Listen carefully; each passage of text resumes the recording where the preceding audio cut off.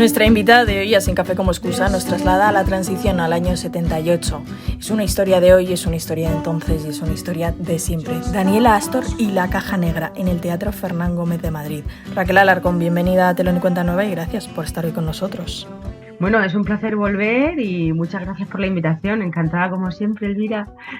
Empezamos esta temporada preguntando a nuestros invitados e invitadas acerca del teatro contemporáneo. ¿Cuáles crees que son las características? ¿Qué crees que es lo que distingue el teatro del siglo XXI? El teatro que se está haciendo hoy, el que estáis haciendo hoy. Bueno, pregunta difícil, ¿eh? Pues, a ver, yo creo que el teatro tiene que dialogar siempre con el momento en el que se encuentra, con el momento histórico en el que se encuentra, ¿no? Entonces, ¿qué lo caracteriza? Bueno, pues por un lado, creo que cuestiones que nos movilizan hoy, que hace 50 años pues, podían ser impensables, y esto tiene que ver con cómo estamos, en qué punto estamos como sociedad.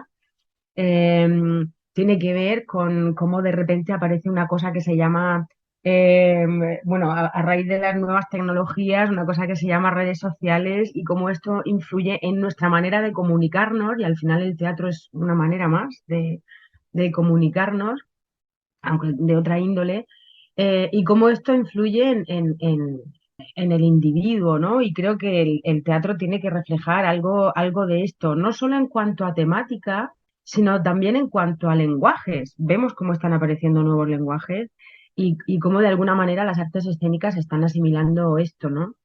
La presencia de la tecnología en el escenario es algo ya que estamos acostumbrados a ver y que tenemos, entre comillas, súper integrado, ¿no?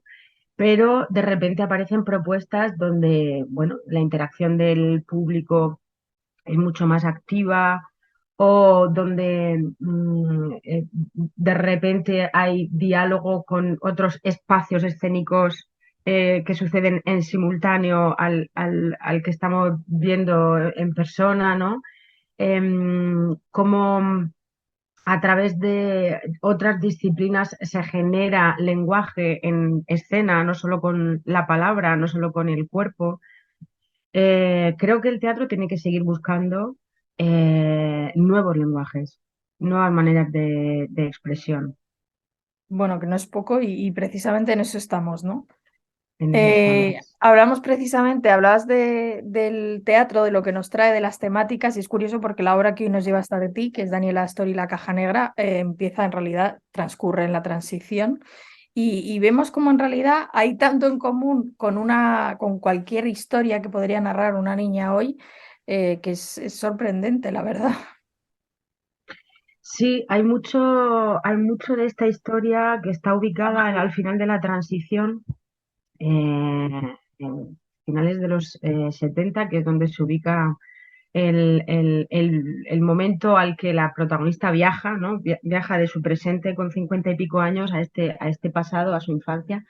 Y en realidad, bueno, cuando leí la novela, vi que había mucho de lo que sucede a día de hoy, que en realidad es un pasado tan reciente, que está tan pegado a la actualidad, y seguimos como individuos y como sociedad tan ahí todavía, que sí, nos vamos a finales de los 70, pero podría ser absolutamente a día de hoy, ¿no? Este viaje. Y además hay una cosa que, enlazando con tu pregunta anterior, mm, que tiene que ver con esto también, pienso, ¿no? Con el pasado reciente, o con estos ejercicios de memoria que hacemos, o estas nuevas búsquedas de nuevos lenguajes y demás. Hay algo en todo esto que abruma mucho, y que al final creo que también es clave, que es ir a la esencia de lo que es el teatro. Y en esta historia de Daniela Astor y La Caja Negra, trabajamos mucho sobre esta idea, que es la dimensión de que el hecho escénico sucede porque hay alguien que nos está contando una historia, y poco más necesitamos para esto, ¿no? Como frente a todo este desarrollo y despliegue tecnológico, audiovisual, avances, búsquedas de nuevos lenguajes, a veces aparecen propuestas que precisamente lo contemporáneo y casi lo renovador, digamos, es que vuelven a la esencia de alguien que a través de la palabra nos hace viajar y construir espacios e imaginar cosas, ¿no? Es Y algo de esto está en la propuesta de Daniela Astor, ¿no? Porque como hay un viaje continuo del pasado al presente, como hay muchos planos de muchos personajes en los que las actrices entran y salen continuamente, hay un juego dramatúrgico muy fuerte, pues el valor de la palabra y de la actriz contando la historia y yo como público viajando a través de eso ha sido como nuestro anclaje para no perdernos en este universo que se desplegaba. Bueno, es que hay que ir por partes porque Daniela Astor y la Caja Negra es una obra que está basada en la novela homónima de Marta Sanz y es que Sí. la novela es complejísima, ya solo Mm. leída es complejísima. Entonces, llevar eso al teatro supongo que también lo ha sido porque requiere de mucha adaptación y luego, como decías, de romper todos esos planos porque en la novela, bueno, escrito, en un momento dado puedes volver atrás, retomar, te has perdido, vuelves, pero en el teatro no, tienes que ir avanzando conforme avanzan los personajes, ¿no? Sí, exacto. Esto ha sido un trabajo, bueno, fino, delicado y complejo, como tú bien dices, que nos ha llevado muchos meses. La adaptación la ha hecho Mónica Miranda, la adaptación de la novela, y la verdad que hemos pasado por un montón de fases con ella, porque, bueno, cuando yo entré en el proyecto, ella ya llevaba un tiempo trabajando en la adaptación. Esto nace porque Mónica es invitada a escribir la adaptación de mano de Laura Santos y Miriam Montilla, que son actrices y productoras del montaje. Entonces, son ellas las que arman el equipo, ¿no? Y cuando yo entro, Mónica estaba ya por la tercera versión, si no me equivoco, del texto, porque efectivamente es una novela muy compleja, que tiene muchos saltos temporales, que tiene muchas referencias a documentación audiovisual de la época, con lo cual cuando tú estás leyendo la novela de Marta Sanz, estás continuamente buscando y documentándote a la par que estás leyendo. Y son muchas cajas negras que se van abriendo a lo largo de la obra, ¿no? Y aparecen muchos personajes y es un recorrido complejo porque además es, pues esto, el ejercicio que hace la protagonista de viajar a su pasado. Entonces tenemos a la prota de carne y hueso, ¿no? De 50 años que se transforma en una niña de 12 años y ese flashback está todo el tiempo atravesado por el presente, ¿no? Por rupturas donde la mujer de 50 años aparece de nuevo, vuelve a hablarnos. Bueno, todo este juego por un lado, se construyó, pues esto, con las adaptaciones, con la adaptación que fue haciendo Mónica paso a paso, que fue un trabajo arduo, y luego también hubo un proceso de escucha muy grande con las actrices y conmigo ya en sala de ensayo, donde Mónica terminó de escribir para poder adaptarlo lo más posible a una propuesta escénica. Y aquí Marta Sanz, además, fue muy generosa, entendió muy bien que entrábamos en otro terreno, en otro lenguaje, en otros códigos, y se abrió completamente a, bueno, esto está en vuestras manos ahora, haced lo que consideréis, libertad total, y nos dejó jugar con el material para poder encontrar la manera de llevarlo a escena, ¿no? Y ahí es donde aparece toda esa otra línea de las actrices contando la historia, asumiendo todas esas voces de todos esos personajes y ese juego que se establece continuo de ahora soy no sé quién, ahora soy Consuelo, ahora soy Inés, ahora soy Angélica y van explicando al público para que el público no se pierda y para evidenciar que esta ficción se está construyendo ante sus ojos, que me parece también un ejercicio bonito, ¿no? No tapar esto, sino evidenciarlo. No hay nada y lo hacemos aparecer. Sí, de hecho, además se produce como el juego de la ficción que se construye y la ficción que se destruye, porque también las niñas juegan a ser dos personajes que se destruyen conforme avanza la ficción general que se construye, que esto dicho así parece un lío, pero no lo es. Qué bonito esto que dices, qué buena observación. Efectivamente, porque las niñas juegan a construir una imagen de la mujer que querrían ser, inspiradas, influidas por las mujeres que están viendo en el cine y en la televisión, en el destape, que al final no deja de ser una construcción de la mujer, un relato construido por una visión eminentemente masculina, ¿no? Y en contraposición a eso, que ellas construyen sus alter ego, Daniela Astor y Gloria Adriano, que son sus personajes alter ego, mujeres del destape, está lo que está sucediendo alrededor, que es lo que le pasa a las mujeres de carne y hueso, que fundamentalmente es la madre de Kata, ¿no? Y ese choque es lo que genera, esa fricción es lo que va generando relato a lo largo de toda la obra hasta que entendemos qué es lo que le está pasando a Sonia, la mujer de carne y hueso real, a qué se está enfrentando por decidir sobre su propio cuerpo y cuáles son las consecuencias de esas decisiones que toma y cómo esto a la niña Kata le destruye a la vez que le abre una nueva manera de estar en el mundo, que es eso que estabas haciendo no es real, es absolutamente una ficción falsa, construida, impuesta, y esto que está sucediendo a tu alrededor sí es real y así es y así es como viven en realidad las mujeres, ¿no? Sí, de repente es como que se le abre una grieta en el suelo, descubre la realidad y se cae, o sea, no le queda opción, ¿no? Sí, absolutamente. Este es el viaje de Cata y el viaje que hemos hecho, yo creo, muchas mujeres en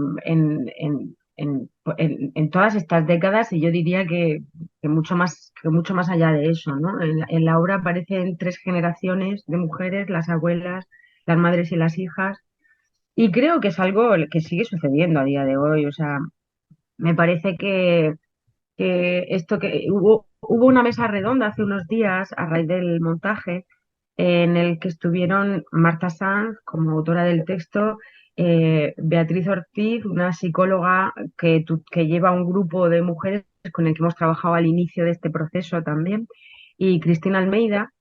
Y aquí se hablaba de todo esto y se dijo algo que a mí me gustó mucho, que hay un personaje en la obra que es la abuela, eh, que está silenciada, que está muda, pero en realidad está muda porque la callaron, ¿no?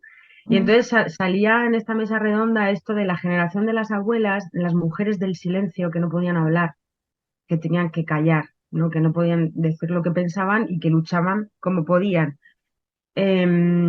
Después las hijas o las madres, digamos, en la generación de la culpa, de sentirse culpables, ¿no? Y ahora, de alguna manera, las hijas estaríamos en la generación de la memoria. Para entender por qué está pasando lo que está pasando a día de hoy a nuestro alrededor, tenemos que hacer un pequeño ejercicio de ir atrás para entender a nuestras madres y para entender a nuestras abuelas. Y creo que esto es algo que no solamente tiene que ver con este momento en el que estamos viviendo, creo que esto es algo necesario y que es así. O sea, que para entender de dónde vienes y hacia dónde puedes ir, tienes que mirar atrás. Tienes que mirar atrás de alguna manera. De hecho, es interesante porque comenzábamos la entrevista hablando de la narración, de cómo esta obra recupera mucho la idea narrativa. En realidad sientes que te están contando un cuento, una historia, y tú te sientas a escuchar como si te la estuvieran contando en cualquier otro sitio. Y también es verdad que es curioso porque todo eso es palabra, palabra y palabra, pero tan importante es aquí la palabra como lo que no se dice, no tan importante es lo que se dice como lo que se calla, porque cuando más descubrimos de sus personajes es todo lo que no están diciendo, aunque no paran de hablar. Exactamente, lo que no se dice, los silencios y esas miradas, que hay algunos momentos en la obra donde habla el silencio, porque es que no se puede hablar, y los personajes evidencian que no pueden hablar. Eso contiene muchísima información y además luego, bueno, la obra está atravesada por no solo músicas de la época, sino también proyecciones, ¿no? Toda la parte documental, donde ahí también se juega con la ficción y la realidad, porque en esa parte de proyección también se ha construido toda una línea para alimentar o para reflejar ese imaginario de estas niñas, ¿no? Donde también hay silencio, donde también hay preguntas que no se responden, incluso en la parte imaginaria de esa niña que sueña con ser lo que no es, ¿no? Es curioso porque precisamente en ese imaginario no vemos a las niñas que ven, bueno, pues la tele de la transición, cuáles eran sus referentes, a qué era lo que ellas creían que se tenían que parecer, ¿no? Y cómo también todo lo que vemos en realidad es en lo que nos queremos convertir, ¿no? Se genera esa idea de imitación por la que viven los niños, que creces en favor de la imitación de otro. sí, cierto. Y este trabajo además fue bastante complejo porque la cantidad de material documental a la que hace referencia la novela de Martha Sands es inmenso. Es ya solo un viaje, o sea, seguir, solo visionar todo lo documental que propone Marta es todo un viaje. Hay muchísima información interesantísima, muchas cosas que realmente merece la pena muchísimo volver a ver. Y entonces el trabajo de síntesis que hizo ahí Lucía Valverde fue brutal, que es quien firma toda la parte audiovisual del espectáculo. Porque claro, ¿qué metemos para reflejar todo esto de la tele de la transición? Que hay mucha gente que se sienta a ver la función y que lo revive porque lo ha vivido, pero también viene mucho público joven que no lo ha visto nunca, pero hay algo que resuena ahí, ¿no?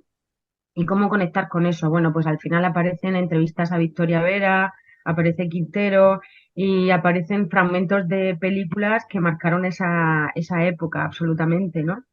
Con una temática que tiene mucho que ver con lo que sucede en la obra. Bueno, pues esto, la apropiación del cuerpo de la mujer, el cine del destape, temas como el aborto que se tratan en algunas películas, ¿no?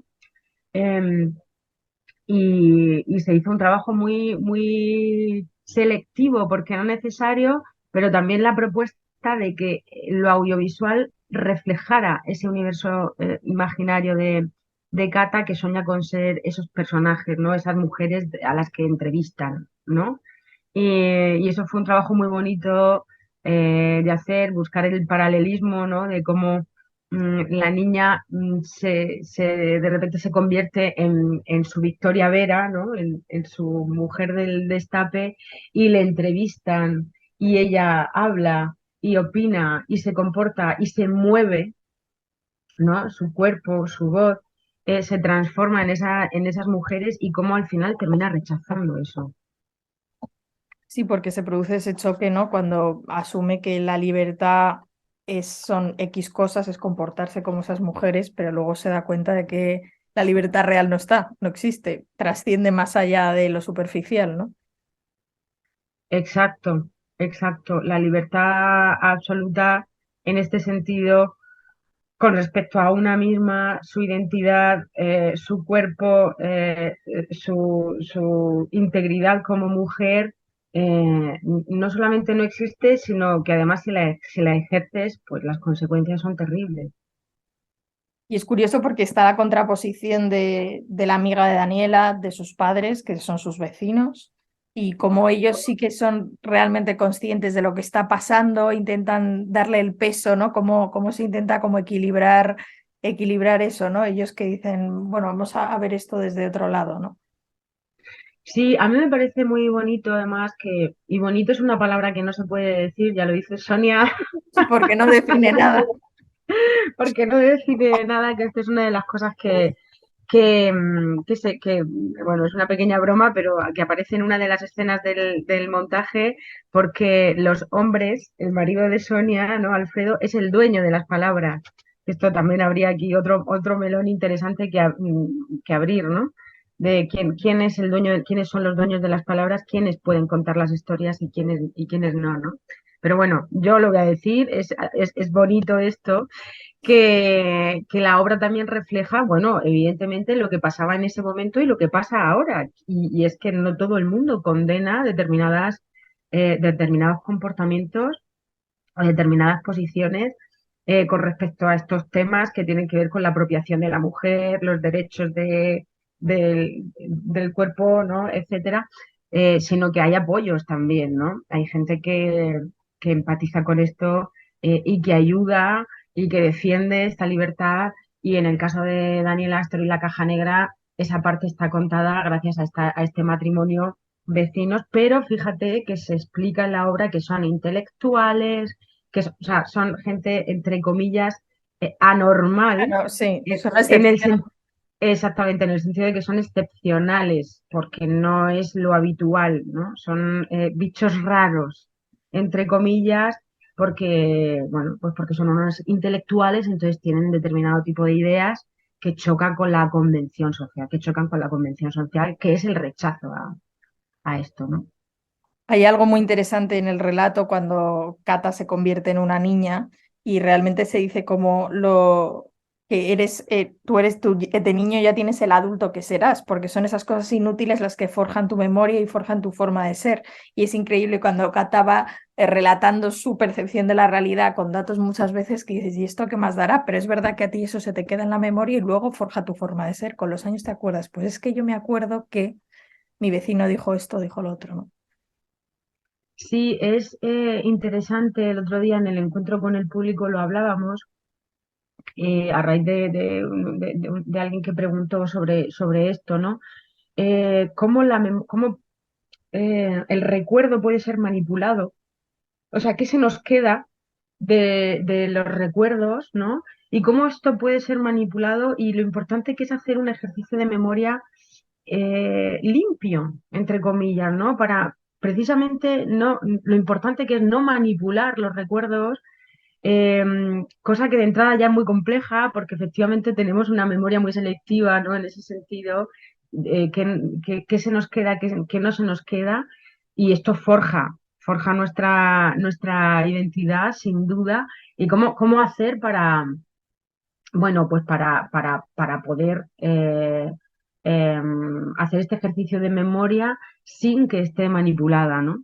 Y esto ahora lo pienso también ya no solo a nivel individual, sino a nivel sociedad, ¿no? Que es un viaje muy equiparable y pienso que tiene todo el sentido eh, y que hay que cuidar. Sí, verdaderamente sí, porque ahí vemos como al final definimos nuestra historia por lo que recordamos, entre comillas, ¿no? Y también por todo aquello que se mete en la caja negra, que efectivamente durante la obra hay un montón de cajas negras y la caja negra tiene casi todas las utilidades posibles, como punto de inflexión, como punto de avance, como punto de recuerdo, como todo lo que se puede contener en tan poco espacio.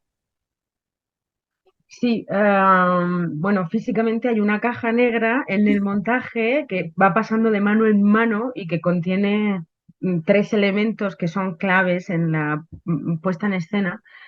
Pero también está la caja negra que a nosotras nos, bueno, para mí fue un poco revelador durante el proceso de ensayos también considerar que la tele también es una caja negra donde hay una tele presente todo el rato porque está esta puerta que se abre, este abismo que se abre en el que viajan las niñas y que les lleva a esta cosa idílica, ¿no? Irreal de queremos ser las mujeres que vemos en esa tele, en esa caja negra, ¿no? Que todo lo absorbe y que todo lo proyecta. Eh, y al final es esta caja la que contiene lo más sencillo y lo más importante. Al final en la función se pregunta quién decide las historias que vale la pena contarse y cuáles no, que esa es la gran pregunta. Ujú. Y también vemos, verdaderamente esta es una historia que vale la pena contarse. O sea, como una novela escrita 4 décadas después de que sucediera, que se representa 5 décadas después, sigue valiendo tanto la pena contarla. Sí, para nosotras desde luego que tiene todo el sentido, si no nos habríamos embarcado. Hay algo muy bonito que sucedió, y de nuevo digo bonito. Estoy como de alguna Premeditadamente. manera, sí, sí, como reivindicando ahí a Sonia y a Cata y que puedan decir lo que quieran a pesar de las insistencias de su padre, ¿no? Que cuando Laura me propuso entrar en este proyecto, me habló de una frase que es ahora la que abre la obra de teatro, que le decía a su abuela, ¿no? Que el cuerpo solamente le había servido para sufrir, que ella viviría con la cabeza, ¿no? Y a mí me llevó Es tremendo. inmediatamente, yo no, sí, es tremendo, ¿eh? Y a mí me llevó a algo que yo no conocía la novela, no la había leído todavía, pero cuando ella me explicó esto, yo conecté inmediatamente con algo que me decía mi abuela a mí también. Y era una frase con la que yo estaba trabajando en ese momento, en un proyecto con mujeres también, y era que mi abuela me decía que las niñas no podíamos silbar, que silbar era solo cosa de hombres, ¿no? Luego he descubierto que esto es algo histórico que se ha dado en muchísimas culturas a lo largo de cientos y cientos de años, ¿no? Fíjate. Entonces, hubo algo que me conectó mucho con Laura, que fue esto, ¿no? De lo que su abuela le había dejado. Fíjate, volvemos a lo que estábamos hablando antes, el recuerdo, ¿no? Que nos han dejado ahí en herencia a nuestras abuelas, a las dos. Leí la novela, perdona, y entendí que había algo ahí que nos movía a día de hoy todavía y que tenía sentido sacar a la luz y hablar de esto porque, porque seguimos ahí, es que seguimos ahí, es que a mí se me pone, bueno, se me eriza la piel cuando efectivamente haciendo viajes a través de la parte documental que propone Marta Sanz, materiales que nosotros hemos manejado para la obra, veo fragmentos de, bueno, de declaraciones de gente de radio televisión, o sea, de televisión española que salía con las cámaras a preguntar a la gente en la calle a finales de los 70 y escucho a la gente y es que podría ser un documento absolutamente contemporáneo. Mm. No hemos avanzado. Bueno, hemos avanzado en muchas cosas, pero la opinión pública y la opinión que tenemos como sociedad, eh, hay mucha controversia y seguimos en el mismo lugar, prácticamente, ¿no? No en cuanto a derechos o leyes, pero como Pero sí de a espíritu. nivel, claro, a nivel de cómo se acepta esto y cómo se maneja esto como sociedad, seguimos ahí, seguimos en el mismo debate haciéndonos las mismas preguntas, ¿no? Y por tanto era clarísimo, ¿no? Que sí, han pasado 4 décadas, 5 décadas, pero es que seguimos ahí. Sigue mereciendo la pena dar espacio a esto y contar esta historia. Y además, a mí me parece hermoso que sea una historia de mujeres hecha por mujeres. Creo que también hay algo interesante en esto, ¿no? Hay gente que dice, no, esto está superadísimo. Bueno, no es cierto que esté superado. No lo es. No lo es, simplemente. Ojalá llegue un momento en el que no tengamos que marcar esta diferencia, ni hacer este ejercicio de discriminación positiva, ni responder a estadísticas, ni. Pero a día de hoy, bueno, sigue siendo necesario dar voz a quienes no la tienen. Mm. Bueno, esto es Daniela Astor y La Caja Negra. Raquel, gracias por habernos acercado a esta función que está en el Teatro Fernán Gómez de Madrid. Gracias a ti, Elvira, por este espacio y bueno, ojalá venga gente a compartir la experiencia con nosotras que estamos deseando.